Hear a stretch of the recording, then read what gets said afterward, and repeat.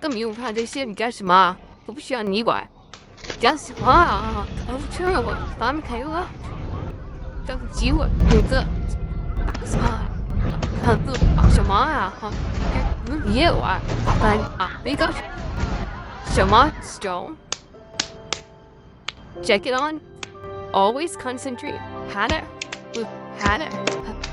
Cobra. Takes a lifetime. Requires great focus. Kung Fu lives in everything we do, shall Drake. 12-year-old Dre Parker lives in Detroit with his mom, Sherry. His dad passed away a while back, so it's just the two of them. Sherry works at a car factory, and when she gets reassigned to the company's office in Beijing, that's it. They're moving to China. Dre wants nothing to do with it. He doesn't speak the language, doesn't know anyone there, and has zero interest in leaving everything behind. On the flight over, the kid tries picking up some Mandarin from a phrase book, but it's clear he's not getting very far. They land in Beijing, and right away, things feel off. Their new apartment is small. Dre flips on the TV and realizes even SpongeBob is dubbed in Chinese. He can't understand a single word.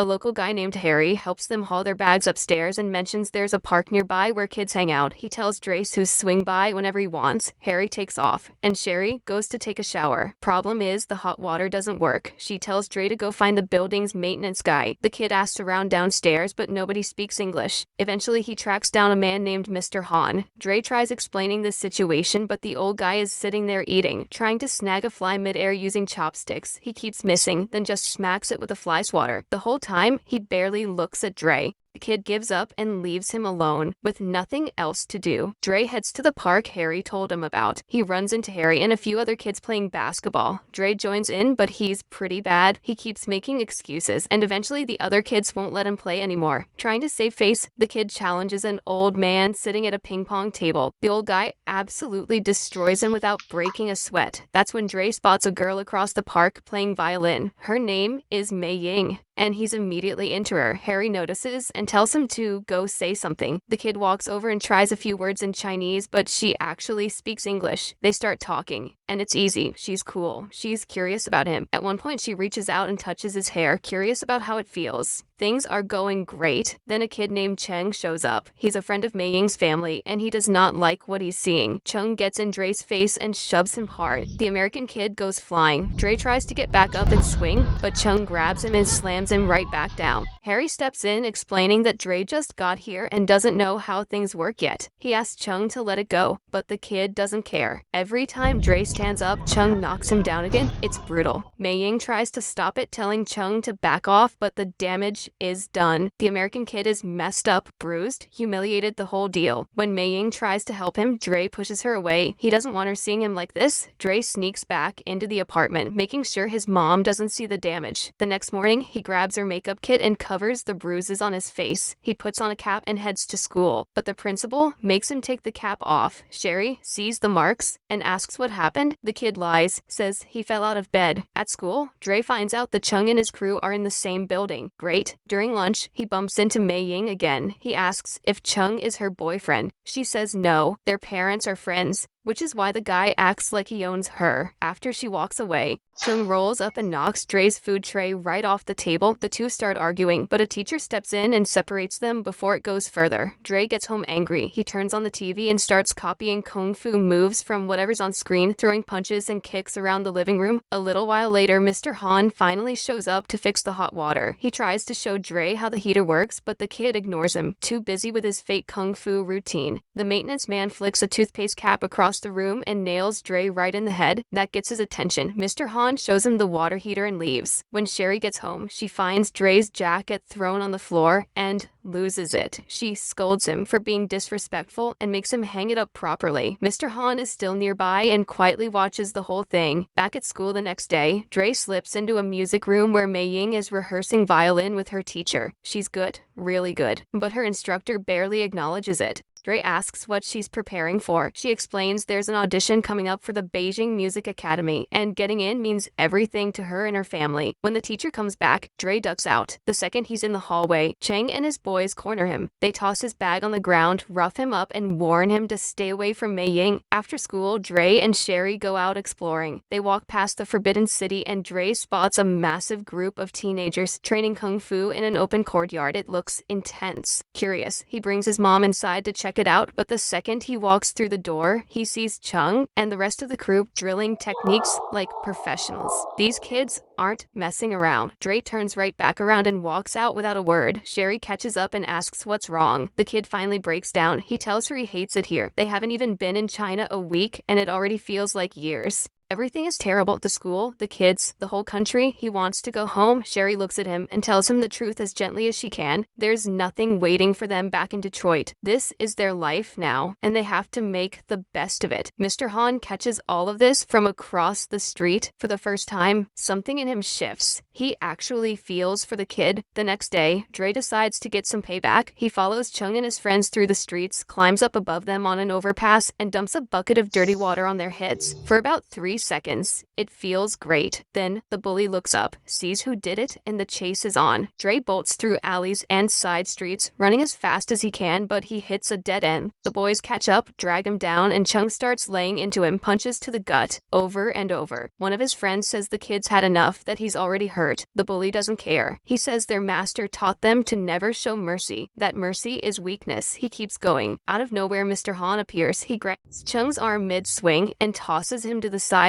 Chung tries to kick him, but the old man blocks it like it's nothing. The rest of the boys rush at him all at once, but Mr. Han doesn't throw a single punch. He just moves, sidestepping, redirecting, staying calm. The kids end up crashing into each other. No matter what they try, they can't lay a finger on the guy. Eventually, they give up and take off. Mr. Han brings Dre back to his place and treats his injuries with fire cupping, a traditional method where heated cups are placed on the skin. The pain fades almost immediately. The kid is amazed. He starts asking questions. How did Mr. Han take on all of them without even hitting anyone? Where did he learn kung fu? Has he ever trained a student? The old man says he learned everything from his father and has never taught anyone. Dre hesitates, then asks if Mr. Han will teach him so he can fight Chung and get his respect back. The old man shakes his head. He says kung fu is about defending yourself and finding peace, not about getting revenge. Dre asks if anyone explained that to Chung and his crew. Mr. Han says it's not the boys' fault. They're just doing what their teacher told them to do. Instead of fighting, he suggests they go talk to that teacher and work things out. They head to the Fighting Dragon Kung Fu Academy. Inside, 2 students are sparring. One kid knocks the other down but stops instead of finishing the fight. The instructor, Master Lee, goes off on him, slaps the student and shoves him away. He tells the whole class that when your opponent is down, you don't stop. Whether it's practice or competition, you show no mercy. Your enemy has to feel so much pain that they never want to fight you again. Chung points at Mr. Han and tells the instructor this is the guy who attacked them. The maintenance man calmly says that all of them jumped Dre at once. That's the only reason he stepped in. If they had come at the kid one at a time, he would have stayed out of it. Master Lee doesn't want to hear it. He tells Dre to fight Chung right there, right now. Mr. Han refuses and starts walking out with the kid. Master Lee stops them, says they walked into his club,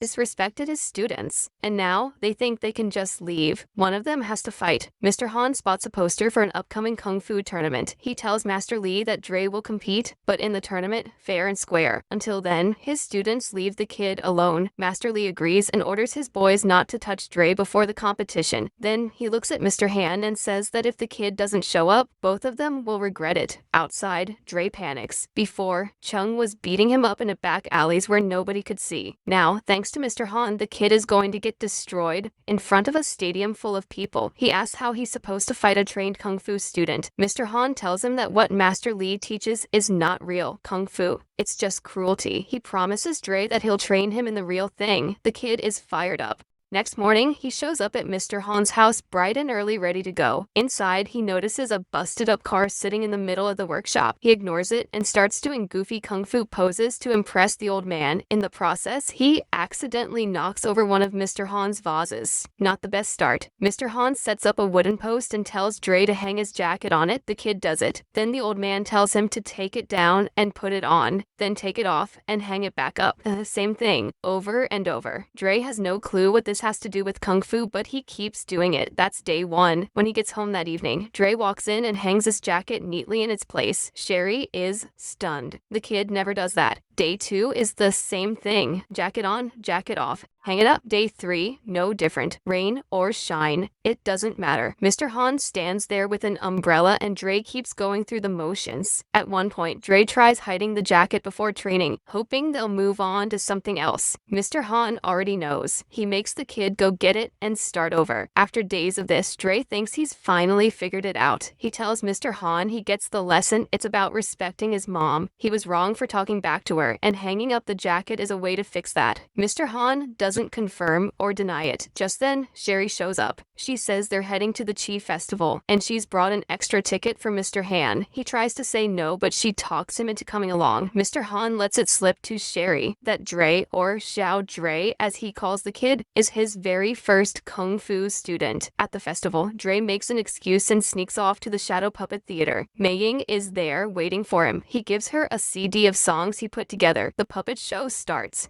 The story of a goddess and her lover. The goddess's mother disapproves of the man and creates a river across the sky to keep them apart forever. But once a year, every bird in the sky flies together to form a bridge so the two lovers can spend one night with each other. Dre makes her a deal. If she shows up to watch him fight in the tournament, he'll be at her music academy audition. The girl smiles and says yes. The two of them are feeling it, and in the moment, they share a quick kiss. They're sitting right in front of the projector, so only their silhouettes show up on the screen. The audience sees the shadows and reacts, but nobody knows who they actually are. Next day, back at Mr. Han's house, more jacket training. This time, Dre completely loses it. He tells Mr. Han he's done repeating the same stupid task 100 times. He doesn't see how putting on a jacket is going to help him beat Chang. He turns around and starts walking out. Mr. Han stops him and tells him to put the jacket on one more time. When Dre reaches for it, the old man yanks it away. He tells the kid to put it on again. Dre goes through the motion of putting on an invisible jacket, and Mr. Han grabs his arm mid-move. He explains that every single repetition was building muscle memory. The movements Dre has been drilling, reaching, pulling, turning, they're all defensive kung fu techniques wired into his body now. To prove it, the old man starts throwing strikes at him, and something wild happens. Dre blocks everyone. His arms move on their own, dodging and deflecting without him even thinking about it. He pushes his teacher back. Mr. Han smiles and tells him that kung fu lives in everything. How you move, how you live, how you treat the people around you. It's everywhere. You just have to learn to see it. Mr. Han takes Dre on a train ride out of the city, up to Wudong Mountain, the place where his father taught him kung fu. On the way up, Dre sees a woman standing on one leg, face to face with a live cobra. The snake is moving its head, and the woman is matching it perfectly. Dre thinks she's copying the snake. Mr. Han says he's got it backwards. The snake is actually following her lead. She's so still, so calm inside, that the snake sees its own reflection in her stillness and follows her lead. The old man brings the kid to a spot called Dragon Well. He tells Dre that when he was young, his father brought him here and told him the water was magical. Kung fu water. Drink it and nobody can beat you. Dre drinks it, grinning the whole time. The kid asks how that woman was able to control the cobra. His teacher shows him his reflection in the still water and explains she had total peace in her mind, like calm water with no ripples. The cobra saw itself in her and matched her movements. There's a huge difference between doing nothing